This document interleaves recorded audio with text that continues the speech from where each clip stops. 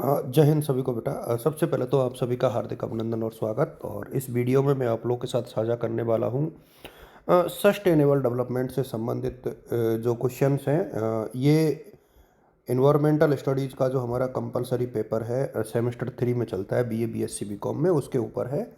ध्यान रहे, मैं थोड़ी सी थ्योरी बताने के बाद वीडियो के आखिर में कुछ एक इम्पॉर्टेंट क्वेश्चंस जो है, जिनको मॉडल क्वेश्चन भी आप लोग कह सकते हो, ऑब्जेक्टिव, वो हिंदी और इंग्लिश दोनों में शेयर करूंगा, तो वहाँ से आपको हेल्प मिल जाएगी। पहली बात तो देखिए, सस्टेनेबल डेवलपमेंट है क्या।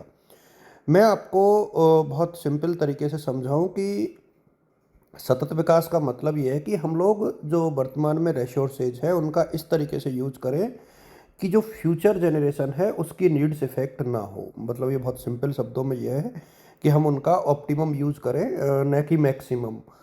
तो ऑप्टिमम यूज हम करेंगे तो आगे की पीढ़ियों की जो आवश्यकताएं वो भी बनी रहेंगी। तो इसको लेकर के हम इस पूरे वीडियो में डिस्कस करेंगे।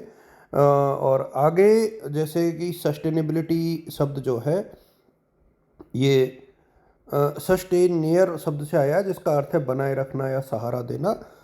स्थिरता का अर्थ है कि ऐसी प्रक्रिया जो लंबे समय तक बिना किसी नेगेटिव इम्पैक्ट के जारी रह सके। मतलब जो रिसोर्सेज है वो बने रहे लंबे समय तक, और जो फ्यूचर जनरेशन है उनको भी ये रिसोर्सेज अवेलेबल रहे। ये एक थोड़ा सा होता है। स्थिरता का जो मूलभूत सिद्धांत होता है वो अंतर पीढ़ीगत न्याय। मतलब वर्तमान पीढ़ी को यह अधिकार नहीं कि वह भावी पीढ़ी के संसाधनों का दोहन करे। मतलब प्रेजेंट जो जनरेशन है वो इतना यूज नहीं कर ले कि जो फ्यूचर जनरेशन है उनको कुछ बचे ही नहीं। ये बेसिकली थीम होती है सस्टेनेबल डेवलपमेंट की। प्रिकॉशनरी प्रिंसिपल, इसका मतलब होता है पहले नुकसान फिर सुधार की नीति जो है अस्वीकार है। इसका मतलब ये है कि शुरू से ही हमें इस बात का ध्यान रखना चाहिए, ना कि बाद में जा कर के। पॉल्यूटर पे प्रिंसिपल, मतलब जो व्यक्ति और संस्था यदि पर्यावरण को हानि पहुंचाती है तो उसको जो है उसकी भरपाई करनी चाहिए। एक होलिस्टिक अप्रोच ये होती है कि पर्यावरण तक सीमित नहीं रखा जाना चाहिए, इसे जो है सोशल, इकोनॉमिक और कल्चरल संदर्भों में भी देखना चाहिए। इसका मतलब ये है कि स्थिरता जो है, सस्टेनेबिलिटी कोई एक डेस्टिनेशन नहीं है, it is a continuous journey, और जिसमें हम प्रतिदिन और बेहतर डिसीजन लेने का प्रयास करते हैं। यहाँ पर इसकी जो परिभाषा है ब्रटलैंड आयोग की 1987 में दी थी ये। ऐसा विकास जो वर्तमान पीढ़ी की आवश्यकताओं को इस प्रकार पूरा करे कि भविष्य की पीढ़ी की आवश्यकताएं पूरी करने की क्षमता से कोई समझौता नहीं हो। ये एग्जाम में पूछा जा सकता है, इम्पोर्टेंट है, इसको आप लोग अच्छे से देखना। इसके बाद देखिए, ये जो डेट्स दी हुई है इनका ध्यान रखना। पहला अंतर्राष्ट्रीय सम्मेलन जो है स्टॉकहोम में हुआ था। केवल एक पृथ्वी का संदेश दिया गया और यूनेप की स्थापना हुई। तो ये डेट आपको याद रखनी है। इसके बाद ब्रटलैंड रिपोर्ट आई, हमारा साझा भविष्य, ये बहुत इंपॉर्टेंट है। इसके बाद 1992 में रियो दी जेनेरो में जो है पृथ्वी शिखर सम्मेलन हुआ, जहाँ एजेंडा 21 अपनाया गया। ध्यान रहे, कई बार ये एजेंडा 21 के बारे में पूछा जाता है कि इसका संबंध किससे है, तो पृथ्वी शिखर सम्मेलन और पर्यावरण से। फिर मिलेनियम डेवलपमेंट जो गोल थे, वो 8 गोल 2000 में निर्धारित किए गए, 2015 तक ये हासिल करने थे, और 2015 में दोबारा इनको सस्टेनेबल डेवलपमेंट गोल के नाम से रिवाइज किया गया। ये क्रम आपको याद रखना है, एक क्वेश्चन यहाँ से मिलेगा, इस बात का मुझे भरोसा है। तो ये इतना हुआ। इसके आयाम कौन कौन से हैं, देखिए। सतत विकास की जो डायमेंशंस हैं उनको 3 भागों में यहाँ पर बांटा जा सकता है। एक तो इकोनॉमिक डायमेंशंस, यहाँ जो विकास है वो ऐसा हो कि जो लॉन्ग रन में हो, इंक्लूसिव हो और न्यायपूर्ण हो, इसका ध्यान रखें। सामाजिक आयाम यह है कि एक ऐसी बात हो जहाँ मानव की गरिमा, समानता और सामाजिक न्याय बना रहे। और पर्यावरणीय आयाम यह है कि इकोसिस्टम और बायोडाइवर्सिटी से किसी भी प्रकार का समझौता नहीं हो। संतुलन ही समाधान है। जो 17 सस्टेनेबल डेवलपमेंट गोल हैं, सतत विकास लक्ष्य, इन्हीं तीनों आयामों को एकीकृत रूप से आगे बढ़ाते हैं। यहाँ पर आप देखोगे कि जैव विविधता के जो आयाम हैं वो तीनों मिलकर के जब काम करेंगे तो ये सस्टेनेबिलिटी आएगी। निष्कर्ष यह है कि इन फ्यूचर में यदि हमें आगे बढ़ना है तो ग्रीन इकोनॉमी की बात करनी चाहिए, जहां हम जीवाश्म ईंधन की जगह जो है रिन्यूएबल जो एनर्जी के सोर्सेज है उस पर ध्यान दें, और जो हमने गोल डिसाइड किए हैं 2030 तक के लिए उनको प्राप्त करने का प्रयास करें, जिन्हें हम लोग SDG 2030 बोलते हैं। इसमें 17 लक्ष्य ऑलरेडी गिवन है। 2000 में जो गोल थे उसमें 8 लक्ष्य थे, यह बढ़ा करके 17 कर दिए गए हैं। अब ऑब्जेक्टिव क्वेश्चंस के ऊपर मैं आपके साथ थोड़ा सा डिस्कशन कर लूँ। ध्यान रहे कि टाइम तो आपको लगेगा लेकिन पढ़ना तो पड़ेगा ही, इसमें कोई दूसरा विकल्प है नहीं। पहला question, what is the most widely accepted definition of the sustainable development according to the Brundtland commission. तो ये यहाँ पर आप लोग ऑप्शंस देख लीजिएगा। हिंदी में ब्रुटलैंड आयोग के अनुसार सतत विकास की सबसे व्यापक रूप से स्वीकृत परिभाषा कौन सी है? तो ऑप्शन बी यहाँ पर आएगा उत्तर में। वर्तमान ज़रूरतों को पूरा करने वाला विकास बिना भविष्य की पीढ़ियों की ज़रूरतों को पूरा करने की क्षमता के समझौता किए।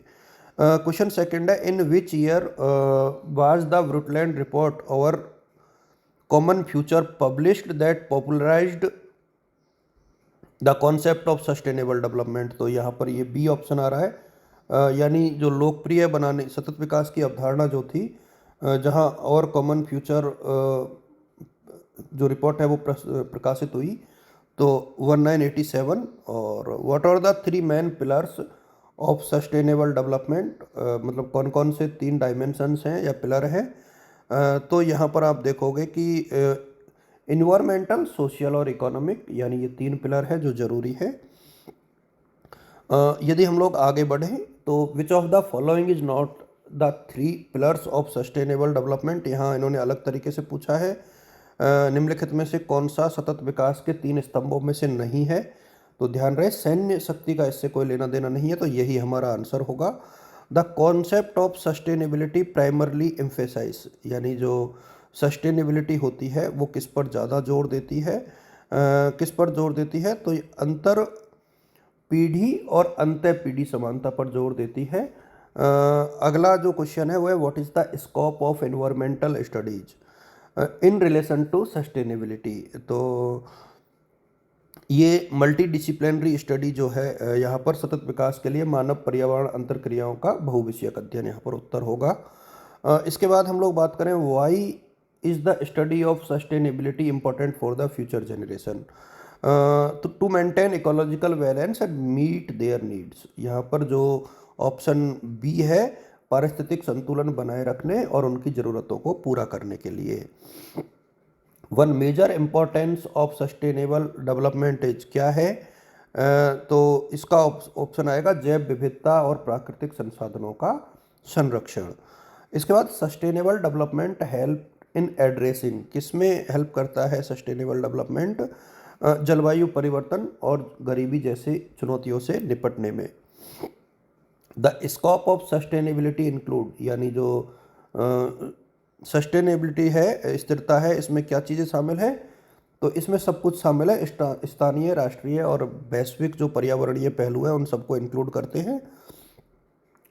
विच united nation documents in 2015 adopted the 17 sustainable development goal SDGs। तो एजेंडा 2030, ध्यान रहे इस चीज़ को, ये भी एग्ज़ाम के हिसाब से काफ़ी महत्वपूर्ण क्वेश्चन है, पूछा जा सकता है। The importance of studying sustainability lies in, स्थिरता का अध्ययन करने का महत्व क्या है? तो इसका अध्ययन है, इसका उत्तर आएगा लोगों में पर्यावरणीय जागरूकता पैदा करना। Inter generational equity is core concept of, अंतर पीढ़ी समानता किसकी मूलभूत अवधारणा है? काफ़ी महत्वपूर्ण, और सतत विकास इसका आंसर रहेगा। Sustainable development aim at balancing, किसमें बैलेंस करता है? सतत विकास का लक्ष्य संतुलन बनाना है, किसमें? आर्थिक विकास, सामाजिक समावेशन और पर्यावरण संरक्षण। वन की इम्पोर्टेंस ऑफ सस्टेनेबिलिटी इज, तो क्या है इसमें, यानी स्थिरता का प्रमुख महत्व क्या है? बहुत सिंपल तरीके से जो रिन्यूएबल सोर्सेज है, नवीनीकरण ऊर्जा और संसाधन दक्षता को बढ़ावा देना। The scope of sustainable development covers, तो क्या होगा इसमें? ऑप्शन बी, ऑल कंट्रीज, विकसित और विकासशील देशों को वैश्विक स्तर पर शामिल करना चाहिए। सस्टेनेबल डेवलपमेंट इज इम्पोर्टेंस किसमें है? जलवायु परिवर्तन के प्रभावों को कम करने के लिए, काफ़ी इंपॉर्टेंट है ये भी। Which of the following best describe weak sustainability, कमज़ोर स्थिरता की अवधारणा निम्नलिखित में से किससे अच्छी तरह वर्णित होती है? इसका मतलब ये है कि प्राकृतिक पूंजी को मानव पूंजी से बदला जा सकता है। ये है यहाँ पर आंसर इसका। The importance of sustainable development in India include, तो भारत में सस्टेनेबल डेवलपमेंट का महत्व किस में शामिल है? तो यहाँ पर आंसर आएगा ए मतलब गरीबी और पर्यावरणीय स्थिरता के साथ संशोधित करना। इसके बाद हम लोग और आगे बढ़े। The triple bottom line of sustainability refer, ये काफ़ी इंपॉर्टेंट है। ट्रिपल बॉटम लाइन, यहाँ पर ट्रिपल बॉटम लाइन का अर्थ क्या है? तो लोग, गृह और लाभ, यहाँ पर ये आंसर आएगा इसका। Social pillar of sustainable development focused on, किस पे फोकस करता है सतत विकास? तो equity, health, education and community की भलाई पर यहाँ पर फोकस होगा। Environmental pillar of sustainable development aim, ये भी काफ़ी महत्वपूर्ण क्वेश्चन। सतत विकास का पर्यावरणीय लक्ष्य क्या है? बहुत सिंपल, ये देखिए यहाँ पर पारिस्थितिक तंत्र और जैव विविधता की रक्षा करना। Economic pillar of sustainable development promote, यानी जो आर्थिक स्तंभ है वो क्या है? तो पर्यावरण को नुकसान पहुंचाए बिना समावेशी और दीर्घकालीन आर्थिक विकास।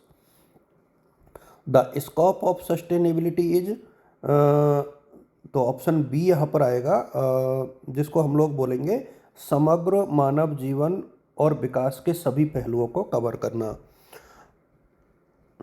Y sustainable development promote for climate action, 25 नंबर का क्वेश्चन है ये। और ऑप्शन ए यानी to promote major mitigate and adapt climate change, यानी जलवायु परिवर्तन को कम करने और अनुकूल करने के उपायों को बढ़ावा देता है ये। इसके बाद हम देखें the concept of sustainability oriented from the need to, इसका मतलब है कि स्थिरता की धारणा की उत्पत्ति किसकी ज़रूरत से हुई है? तो ऑप्शन ए, बिना जांच पड़ताल के विकास से हुई पर्यावरणीय गिरावट को संबोधित करने से। सस्टेनेबल डेवलपमेंट सपोर्ट किसको सपोर्ट करता है? धारणीय विकास समर्थन करता है पर्यावरण संरक्षण के साथ गरीबी उन्मूलन। काफ़ी बढ़िया क्वेश्चन है ये। The scope of sustainable development is, तो ये इसमें आंसर आएगा option B, dynamic involving and new challenges like SDGs, यानी गतिशील और SDGs जैसी नई चुनौतियों के साथ विकसित। और 29 में आएगा the one of the major important sustainability education is to ensure, a, पर्यावरण की रक्षा करने वाले जिम्मेदार नागरिकों का विकास करना। ऑप्शन ए, इंग्लिश वाले बच्चे भी इसी के अकॉर्डिंग देखें। Overall concept of sustainability and sustainable development is important because it ensure long term survival of humanity and the planet. ये ऑप्शन ए यहाँ पर आएगा, यानी मानवता और ग्रह के दीर्घकालीन अस्तित्व को सुरक्षित करना। समग्र रूप से स्थिरता और सतत विकास की अवधारणा महत्वपूर्ण है। तो इसका आंसर ये आ जाएगा। ये प्रश्न काफ़ी महत्वपूर्ण है बेटा, और मुझे लगता है कि आपके लिए भी यूजफुल रहेंगे। इनको देखिए और अपने पेपर की तैयारी कीजिए। Thank you.